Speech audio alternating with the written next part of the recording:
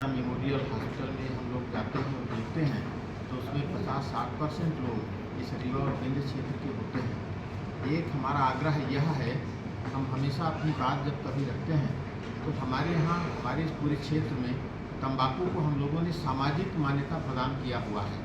घर में कोई व्यक्ति आता है तो उसको हम तंबाकू खिलाते हैं, खाते भी हैं और खिलाते भी हैं और सामाजिक रूप से उसे अच्छा मानते हैं, सेवा भाव मानते हैं।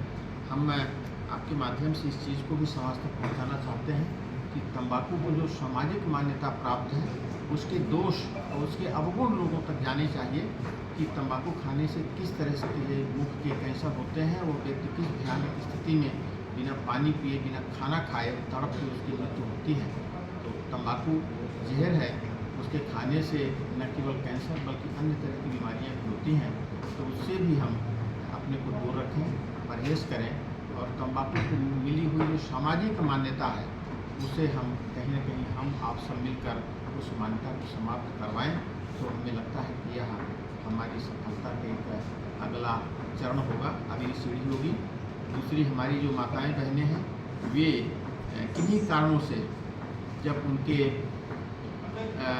कैंसर होते हैं, उनके अंतरंगों में और संकोच से या किन्हीं कारणों से ना वो बता पाती हैं, ना उसके लिए कोई जांच परीक्षण ऐसा हो पाता है, तब उनके लिए भी यह एक जागरूकता के लिए भी और उनके सुरक्षा के लिए भी ये ऐसा अवसर आता है कि जहां हमारी महिला चिकित्सक और इस तरह की जांच दल के लोग आते हैं तो महिलाओं की जांच करने में और उनसे बात करने में समझ करके सारी तकलीफ़ें जब उनके सामने आती हैं तो निश्चित रूप से वे जो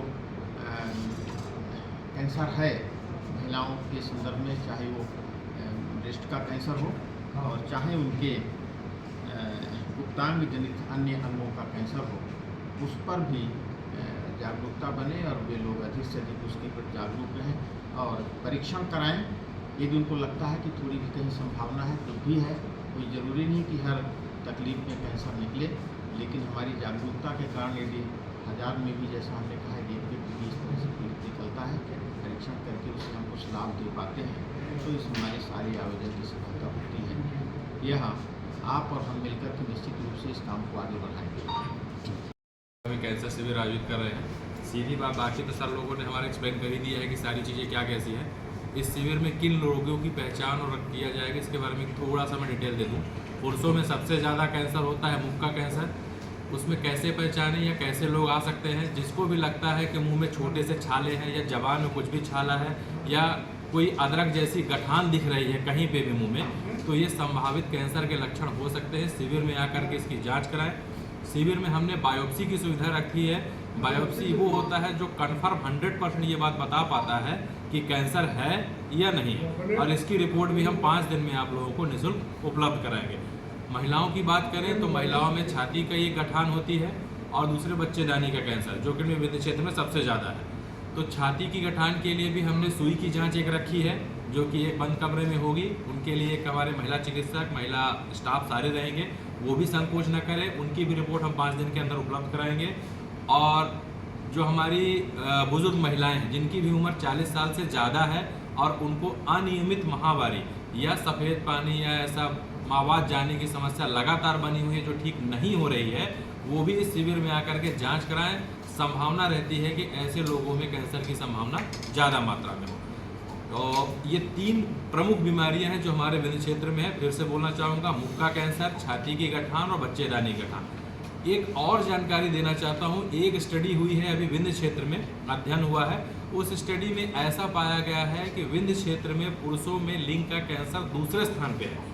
तो यदि लिंग से संबंधित किसी को किसी भी तरीके की गठान, छाले या ऐसे छाले लिंग में जो ठीक नहीं हो रहे हैं, वो भी एक तरीके का कैंसर हो सकता है। उसे इग्नोर ना करें, अनदेखा ना करें, अपने नज़दीकी चिकित्सक को दिखाएं। यदि आसपास हैं, आ सकते हैं, तो 8 तारीख को शिविर में उसके परीक्षण के लिए कृत संकल्पित रहें। सभी लोगों को मैं धन्यवाद देना चाहता हूँ, मीडिया प्रभारी को, सर को भी धन्यवाद देना चाहता हूँ, रेड क्रॉस में सर को भी धन्यवाद देना चाहूँ। उन्होंने इस परिसर को इस जनहित के कार्यक्रम के लिए हमें उपलब्ध कराया और निरंतर हम ऐसी सेवा करते रहेंगे। सेवा के क्षेत्र में और विशेषकर स्वास्थ्य की सेवा के संदर्भ में निरंतर अपना काम करती आई है।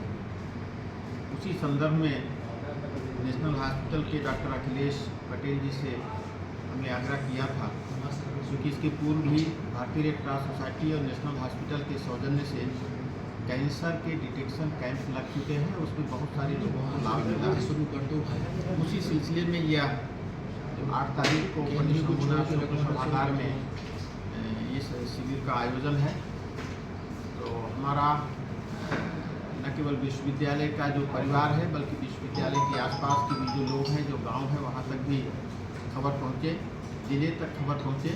अधिक से अधिक लोग इस शिविर में आकर के यदि आते हैं, उनकी जांच होती है और 1000 लोगों में यदि एक व्यक्ति भी डिटेक्ट होता है, ऐसा लगता है कि 1000 लोगों की हमने जांच किया लेकिन केवल एक ही व्यक्ति कैंसर पीड़ित निकला, तो भी हम अपने कैंप की सफलता मानते हैं कि वह एक व्यक्ति हमारे द्वारा स्थापित या किए गए जो कैंप है, इसके माध्यम से उसका परीक्षण हुआ, उसकी जांच में कैंसर रोग निकला और उसकी परीक्षण के उपरांत उसका उपचार हुआ और यदि ठीक होता है, जिससे हम अपनी सफलता मानते हैं।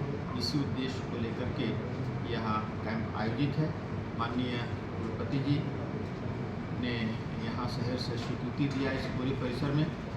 डॉक्टर योगेश्वर जी ने भोपाल से आने के लिए अपनी सहमति दी।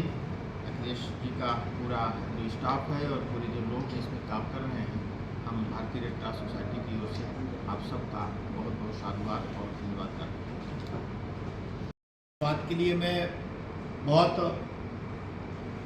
विनम्रता से आपको धन्यवाद देना चाहता हूं कि विश्वविद्यालय में अभी गत दिनों नेक इंस्पेक्शन हुआ था, तो नेक इंस्पेक्शन के समय सब प्रकार का सहयोग और सहायता आप सबकी रही। विश्वविद्यालय प्रशासन ने और सारे विभागों ने, सारे टीचर्स ने, विद्यार्थियों ने मेहनत की।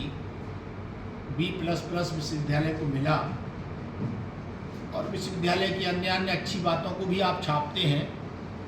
विनम्र आग्रह एक ही है कि कुछ समाचार जो आपको गंभीर प्रकृति के कभी मिलते हैं, तो एक बार हमारे मीडिया प्रभारी या कुल सचिव जी से ज़रूर आपको जानकारी लेना चाहिए और छापना चाहिए। तो बिंद का आपका अपना विश्वविद्यालय है ही।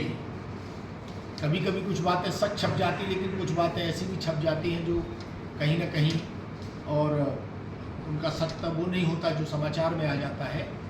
उससे शिक्षा संस्थान को और कोई ना कोई उसकी छवि को नुकसान होता है। ऐसा भी आग्रह आप सबसे है।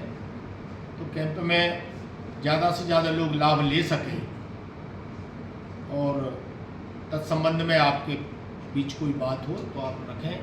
हमारे बीच रेड क्रॉस के भी डॉक्टर साहब बैठे हैं और डॉक्टर अखिलेश जी भी बैठे हैं, सचिव जी बैठे हैं, मीडिया प्रभारी बैठे हैं, नलिन जी।